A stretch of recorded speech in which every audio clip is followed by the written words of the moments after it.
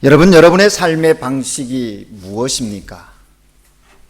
모든 시대, 모든 문화, 모든 인종은 시대와 문화와 인종 나름대로 가지고 있는 삶의 스타일이 있습니다. 그뿐이겠습니까? 사람마다 자기 자신이 가지고 있는 라이프 스타일이 있지요. 포르마 데 비다, 삶의 방식이 있습니다.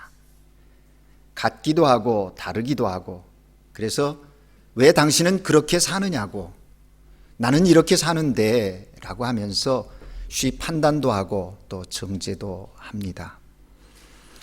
라이프 스타일의 사전적 정의는 이런 것입니다. 개인이나 가족의 가치관 때문에 나타나는 다양한 생활 방식, 행동의 방식, 생각의 방식이다. 그렇게 정의를 하고 있습니다. 여러분, 하나님을 경외하는 믿음의 사람, 우리 그리스도인의 라이프 스타일은 무엇일까요? 하나님을 믿는 믿음의 사람들이 세상 속에 살면서 그리스도인으로 가지고 그리스도인됨으로 살아가는 삶의 방식은 무엇이어야 하느냐 하는 것입니다. 하나님을 경외하는 성도들은 하나님 없이 살아가는 사람들과는 차원이 다른 삶의 방식이 있다라는 것이죠. 그것이 무엇일까요? 그것은 믿음이라고 이야기할 수 있겠습니다. 구약의 하박국과 신약의 로마서에 보면 의인은 믿음으로 말미암아 살리라 그랬습니다. 여기 의인을 하나님의 자녀로 바꿔도 틀림이 없을 것입니다. 하나님의 자녀는 믿음으로 사는 것입니다. 그럼 믿음이란 뭐냐? 좀 풀어서 설명을 한다고 하면 하나님을 경외하고 이웃을 사랑하는 것입니다. 이것이 그리스도인의 삶의 스타일입니다. 오늘 하나님께 예배드리는 우리 모두는 삶의 자리에서 이것을 잊지 말아야 할 것입니다. 성도됨의 그 자기 이해를 가지고서 삶의 자리에서 누리고 지켜야 할 삶의 방식, 그것은 위로는 하나님을 경외하는 것입니다. 그리고 삶의 자리에서 이웃을 내 몸과 같이 사랑하는 것입니다. 이것이 믿음의 사람들의 삶의 공통된 방식이어야 한다 하는 것입니다. 오늘 하나님께 예배드리는 우리 모두는 이러한 삶의 방식을 가지고서 삶을 삶으로 하나님께 영광이 되고 우리의 삶에 큰 기쁨과 평강이 넘치기를 주님의 이름으로 축복합니다. 우리 옆 사람과 인사 나누실까요? 하나님을 믿고 사랑하며 삽시다.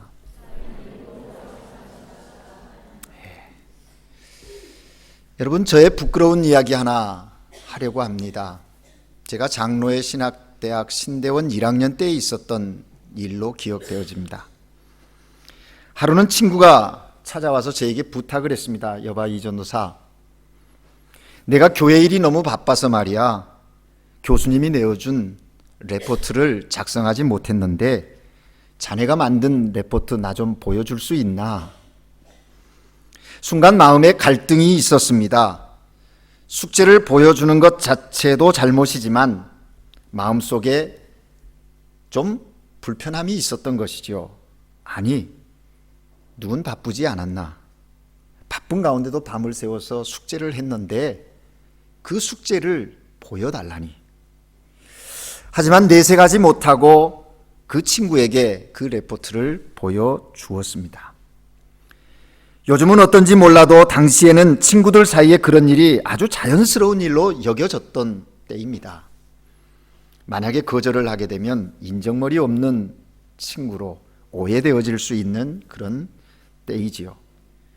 그런데 여러분, 황당한 것은 학기 말에 보니까 그 친구 성적이 내 성적보다 더 잘 나온 겁니다. 게다가 그 친구가 저에게 성적이 너무 잘 나왔다고 자랑을 늘어놓는 것입니다. 마음속에 굉장한 불편함이 있었습니다. 이게 도대체 뭔가? 교수님은 그런 거 하나 잡아내지 못하는가? 그런 생각이 드니까 교수님까지도 원망스러운 마음이 내 안에 들었습니다. 여러분 혹시 그런 경우 당해본 적 없으십니까? 나는 공부를 착실히 하고 정직하게 열심히 해서 시험을 보았는데 놀고 공부도 하지 아니하고 설렁설렁한 친구 시험장에 와서 컨닝을 해서 나보다 훨씬 좋은 성적을 받았을 때, 그뿐 아니라 선생이 그 좋은 성적 받았다고 칭찬해 주는 모습을 볼 때 마음이 심히 불편하지 않습니까? 그런데 말입니다, 이런 일이요 어른이 되어서도 마찬가지 삶의 자리에 있더라는 겁니다. 나는 정직하게 살려고 애를 쓰는데 잘 안 되고 부정을 마구 저지르는 사람이 나보다 돈도 더 벌고 출세하는 경우가 삶의 현실 속에 있더라는 겁니다. 그럴 때 화가 치밀어 오르고 세상 뭐 이런 경우가 다 있나, 그런 마음이 들 때가 있지 않습니까?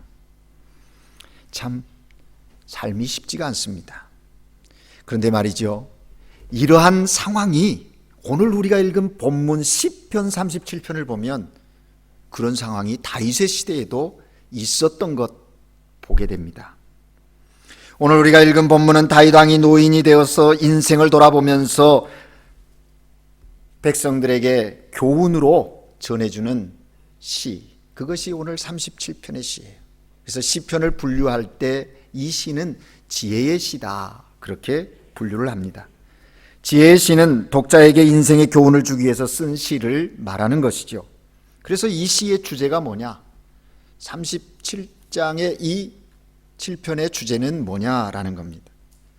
악인이 형통하는 모순된 현실 속에서 성도들은 어떻게 살아야 하는가, 하나님을 경외하는 믿음의 사람들은 어떤 삶을 살아야 하는가, 그것을 이야기하고 있는 겁니다. 사실 다윗 스스로 이러한 경험을 했습니다. 그래서 우리들에게 마음에 와닿는 아주 그 현실적인 이야기를 전해주고 있는 것이죠. 예를 들면 악한 사울 왕에게 10년 동안 시달리는 경험을 다윗이 했어요. 마음고생도 많았지만 그 과정 가운데 살아계신 하나님의 역사를 경험했습니다. 그래서 그는 오늘 이 시에서 담대하게 증거하는 거예요. 의인은 패하지 않는, 반드시 승리한다. 그러나 악인은 반드시 패한다. 이 원리를, 삶의 원리를 바울은 이 시편 시를 통해서 전해주고 있다는 것이죠. 이러한 관점에서 다윗은 세상의 모순적으로 보이는 현실 속에서 그리스도인들, 하나님을 경외하는 사람들 불평하지 말고, 시기하지 말고, 낙심하지 말고 삶을 살라고 이야기하는 겁니다. 오늘 본문 1절 말씀에 보면 악을 행하는 자들 때문에 불평하지 말라, 불의를 행하는 자들을 시기하지 말라, 그렇게 이야기합니다. 또 우리가 읽은 마지막 7절에도 보면 자기 길이 형통하며 악한 꾀를 이루는 자 때문에 불평하지 말라 권면합니다.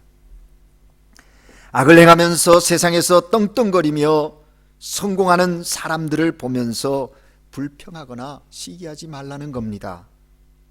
그런데요, 여기 불평이라는 단어가 아주 흥미롭습니다. 히브리 언어로는 하라라는 말인데 그 뜻은 속에서 불이 난다, 불이 탄다, 그런 의미를 갖고 있습니다. 좀 더 쉽게 말하면 우리말 가운데 열불 난다는 말 많이 쓰지 않습니까? 그 상황을 보면 내 열불이 나서 못 참겠다고, 열을 받아서 머리에 뚜껑이 열렸다 닫혔다 한다고 그런 얘기들을 하지 않습니까? 그런 얘기예요. 그러니까 악인의 형통을 보면서 열받지 말라, 그런 얘기입니다. 적어도 믿음의 사람들은요, 삶의 현실 속에 불합리한 일들을 볼 때에도 열받지 말아야 합니다. 믿음의 성도들이 세상에 살면서 나름대로 열심히 신앙생활을 하는데 풀리지 않고 오히려 악인들이 승승장구하는 모습을 보면서도 화도 나고 심하게 정말 하나님을 향하여 원망도 하고 싶을 그런 마음이 들 때가 있지 않습니까? 또 실질적으로 그렇게 할 때도 있잖아요. 그런데 하나님은 다윗을 통해서 말하는 거예요. 그것은 하나님을 경외하는 자들의 삶의 방식이 아니다. 불평하고 시기하고 원망하지 말고 낙심도 하지 말아라. 왜? 하나님을 믿는 믿음의 사람이기 때문에 그렇다는 거예요.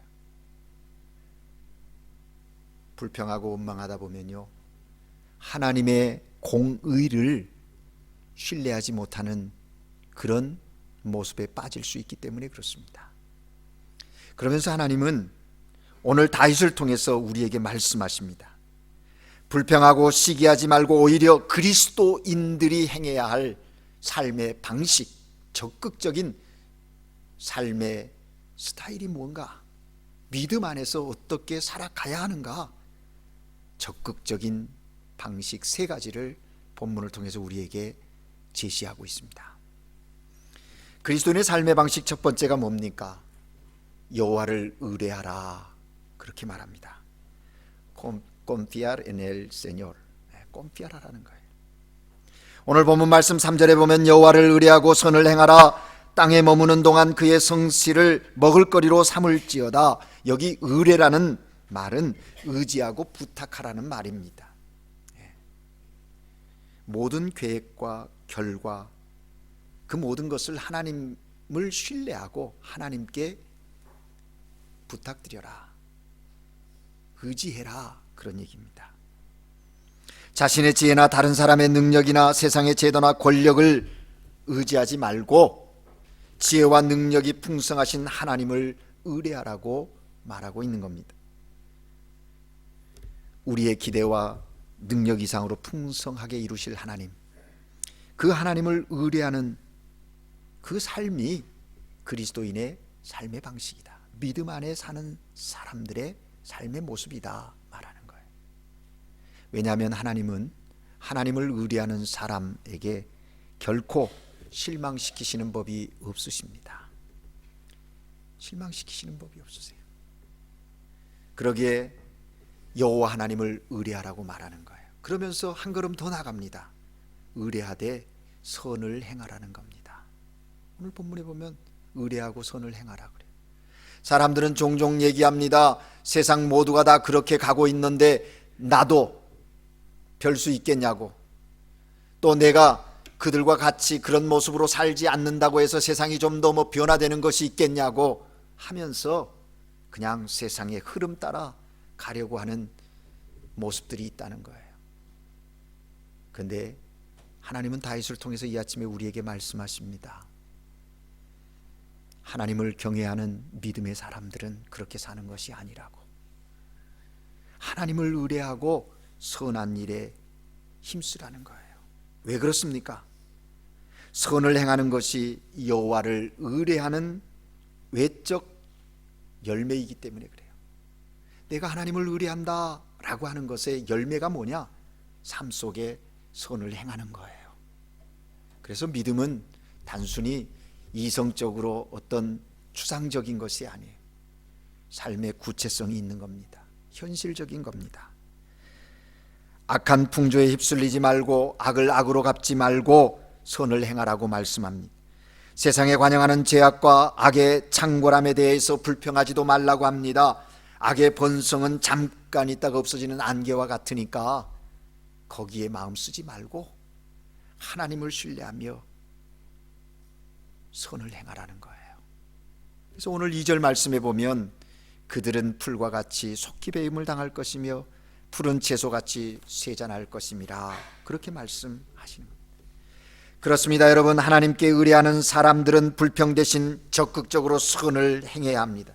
그것이 하나님의 은혜 안에 거하는 모습이 되기 때문에 그렇습니다. 저는 미국에 가면 꼭 들리는 햄버거 집이 있습니다.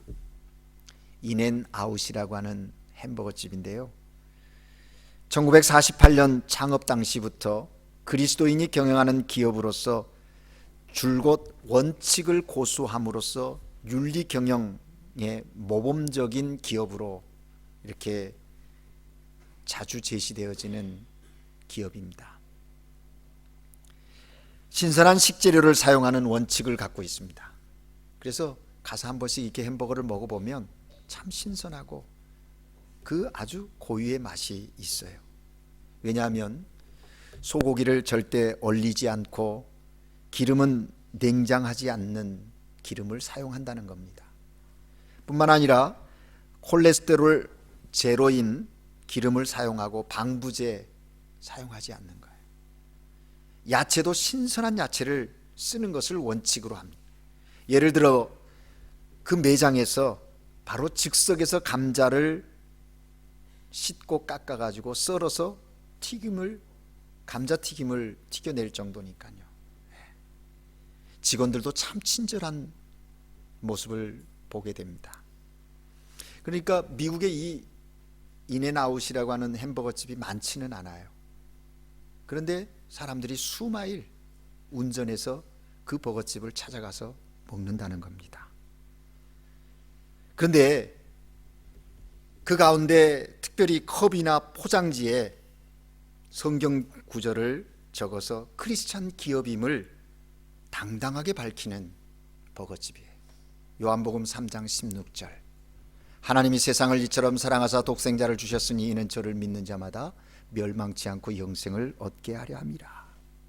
그러면서 당당하게 그 버거집을 경영하지만 그리스도의 복음의 그 메시지를 선포하는 일에도 소홀함이 없다라는 거예요. 정직하게 선행을 하면서 사는 것이 세상에서 성공하지 못하는 것 아님을 보여주는 아주 대표적인 그런 사례가 이 인앤아웃 햄버거입니다. 사랑하는 여러분, 오늘 우리도 이 시대를 살면서 어떤 삶의 방식을 갖고 살아야 할까요? 하나님의 원칙대로 살면 하나님이 책임져 주신다고 하는 믿음이 우리에게 있어야 합니다. 그래서 하나님을 의뢰하는 그런 신앙의 모습으로 삶을 살아요.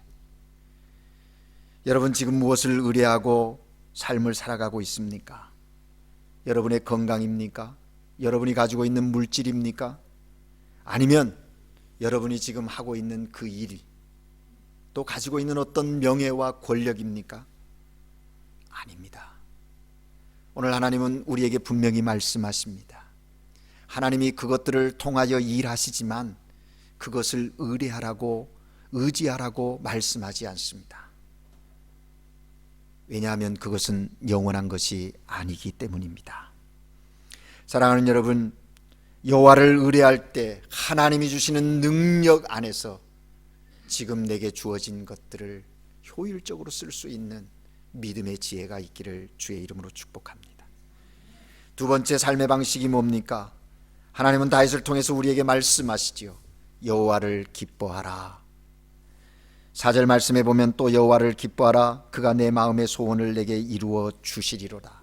여기 기뻐하라 하는 말은 히브리어 원어는 아나그라는 말인데 부드럽고 유연하다, 그런 의미를 담고 있습니다. 여호와를 인하여 마음이 부드러워지고 기쁨이 됨을 의미하는 거예요. 자녀를 키워보신 부모님들 아시죠? 기쁨, 그러면 어른들이 웃는 그 기쁨보다는 어린 아이들의 웃음, 그 기뻐하는 모습을 상상해 보십시오. 그들에게는 꾸밈이 없습니다. 자연스럽습니다. 온몸으로 웃습니다. 온몸으로 기뻐하는 모습을 볼 수가 있습니다. 어른들은 웃는다 하나 무언가 어두움의 그림자가 있고 염려가 있잖아요. 그런데 아이들은 그렇죠. 바로 그런 기쁨을 이야기하는 거예요.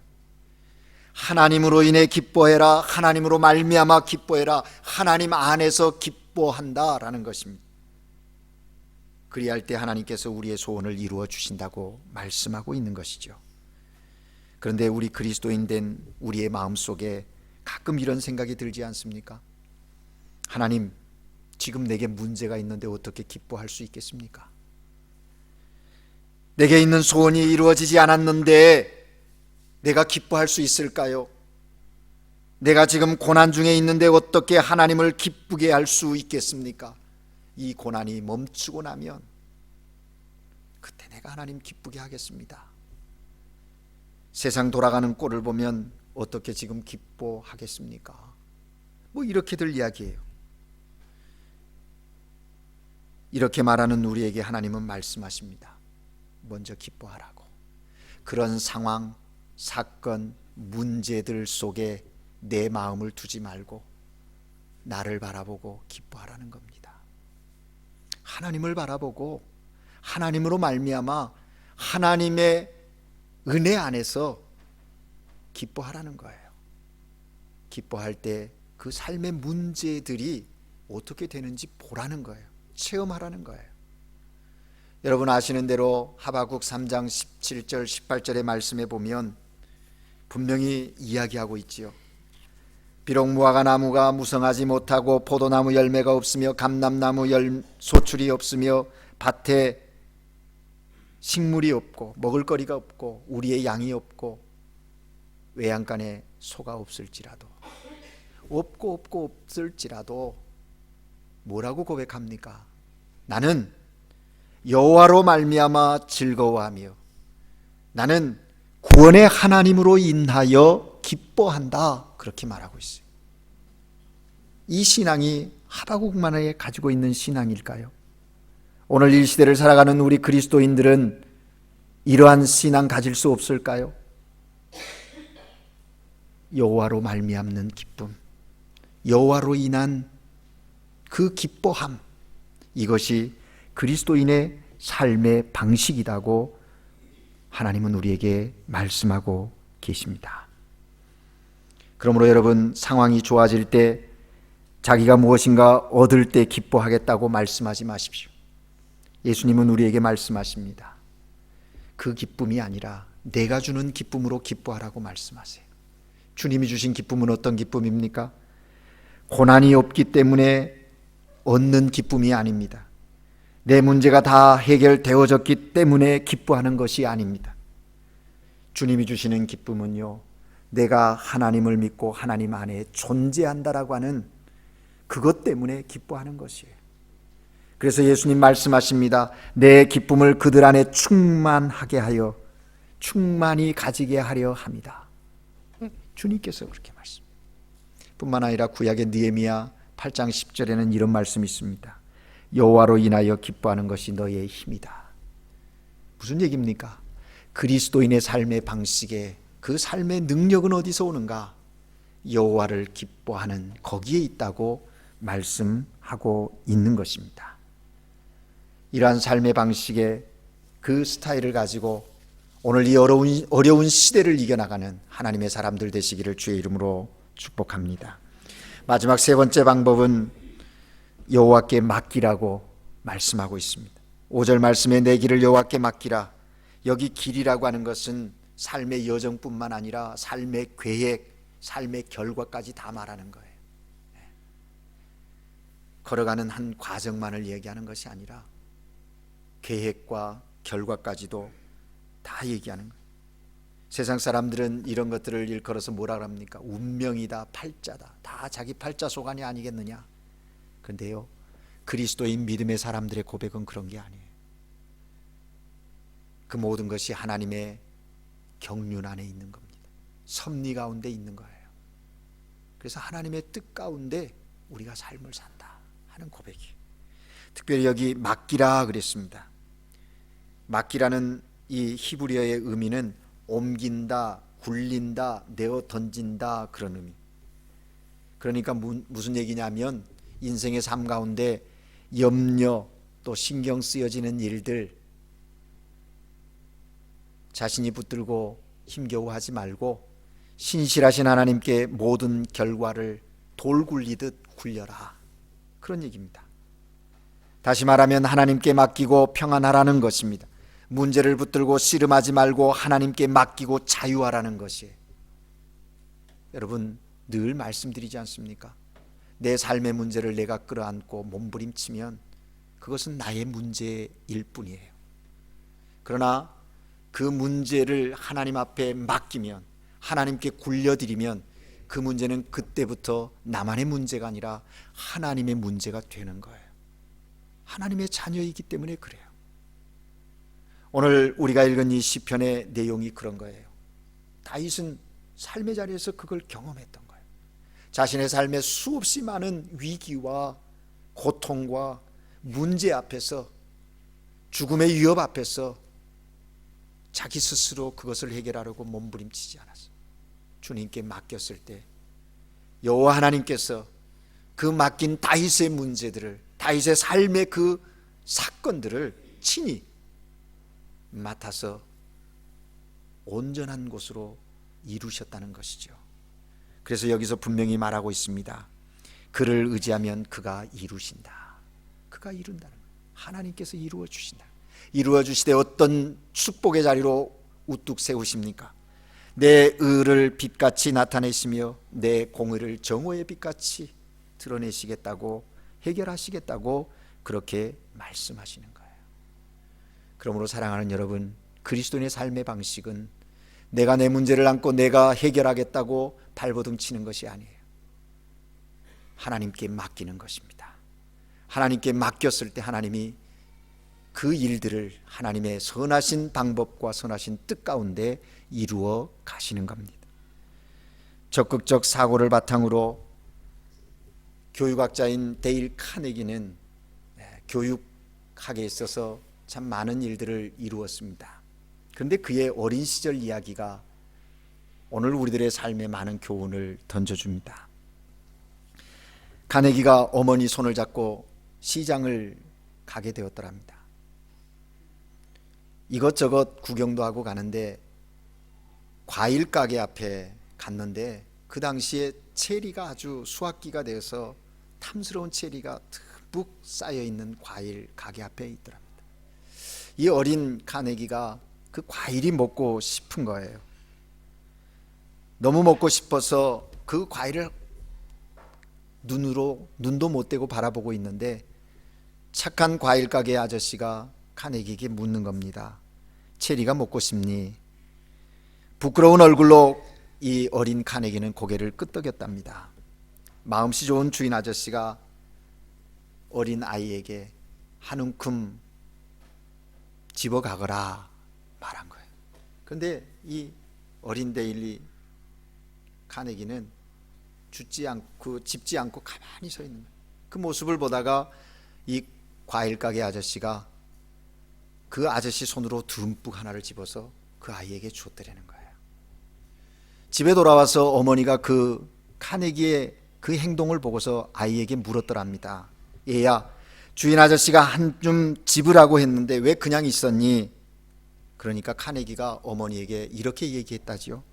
아저씨 손이 내 손보다 훨씬 크잖아요. 그렇습니다, 여러분. 아무리 우리가 버둥버둥해 보아도 우리의 손은 작습니다.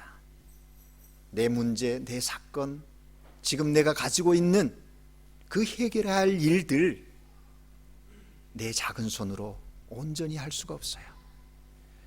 하나님의 손이 훨씬 더 큽니다. 하나님의 손에 맡길 때 하나님께서 그 일들을 운영하시고 그 일들을 통하여서 오늘 약속하신 대로 이루시는 거예요. 다시 한번 의뢰라는 단어를 쓰고 있잖아요. 하나님께 맡길 때 하나님께서 그것을 이루신다고 말합니다. 사랑하는 여러분, 우리 인생의 모든 문제, 모든 일들을 다 하나님께 맡기고 사는 그리스도인들 되시기를 주의 이름으로 축복합니다. 믿음 안에 사는 사람들, 그 삶의 방식이 무엇인지, 삶의 스타일이 무엇인지 하나님 오늘 다윗을 통해서 우리 각자에게 말씀하셨습니다. 여호와를 의뢰하라, 여호와를 기뻐하라, 너의 길을 여호와께 맡기라. 이것이 그리스도인의 삶의 방식입니다. 기도하겠습니다. 하나님 아버지, 오늘 이 아침에도 하나님께 예배하며 주의 사랑하는 종들이 주님의 음성을 듣습니다. 오늘 우리의 삶의 현실이 모순되고 참으로 어려운 현실이지만 여호와 하나님을 바라보는 믿음 안에서 여호와 하나님을 의뢰하게 하시고 기뻐하게 하시고 맡기는 삶의 방식을 통하여 오늘도 우리의 삶의 자리에서 하나님의 거룩한 역사를 이루어 가시는 성령 하나님의 능력을 체험하며 우리의 마음과 우리의 삶 전체를 여호와께로 향하여 드릴 수 있는 큰 기쁨의 복된 삶, 하나님의 사람들로 살게 하여 주옵소서. 하나님의 사랑과 공의가 이 땅에 충만하게 하옵소서. 예수 그리스도 이름으로 기도합니다. 아멘.